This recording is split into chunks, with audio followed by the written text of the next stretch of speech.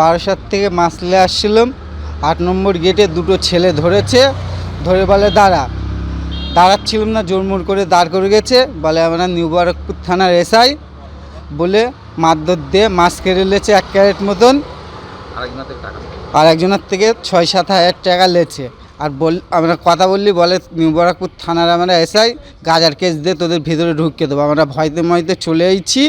পরে থানায় এসে জানি যে ওরা থানার লোক না, তৃণমূলের ছেলেপিলে। ক্যান্সারে নেই আর ভয়, NCRI হবে এর জয়। আপনাদের ভরসা নেতাজি সুভাষচন্দ্র বোস ক্যান্সার হসপিটাল। আজকে ভোরের বেলায় আমি সবজি আনতে যাচ্ছিলাম,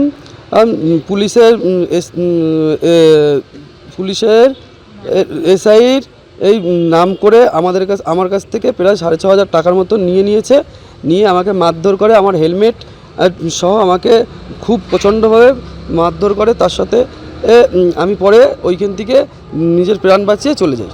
তারপর পরে কি জানতে পারলেন? পরে জানতে পারলি উনি তৃণমূলের কোনো ঘনিষ্ঠ লোক। উনি কি পুলিশ ছিল আদৌ? না, আদৌ পুলিশ ছিল না উনি। পুলিশ পরিচয় দিয়ে মাছ এবং সবজি ব্যবসায়ীকে মারধর করে টাকা লুঠের অভিযোগ উঠল দুজন তৃণমূল কর্মীর বিরুদ্ধে।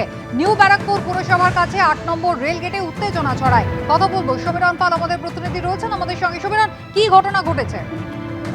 কুসুমিতা, দুই তৃণমূল কর্মী সায়ন হালদার এবং সুগত বিশ্বাস গতকাল ভোরবেলা নিউ ব্যারাকপুর পুরসভা সংলগ্ন যে ৮ নম্বর রেলগেট রয়েছে সেখানে তারা রাস্তার মধ্যে দাঁড়িয়েছিল এবং অভিযোগ যে সেই সময় তারা পুলিশ পরিচয় দিয়ে ব্যবসায়ীদেরকে গাড়ি থেকে নামিয়ে দিচ্ছিল। এক মাছবাসীর সে মাছ নিয়ে যাচ্ছিল, তাকে মারধর করা হয়, তার সমস্ত মাছ কেড়ে নেয়।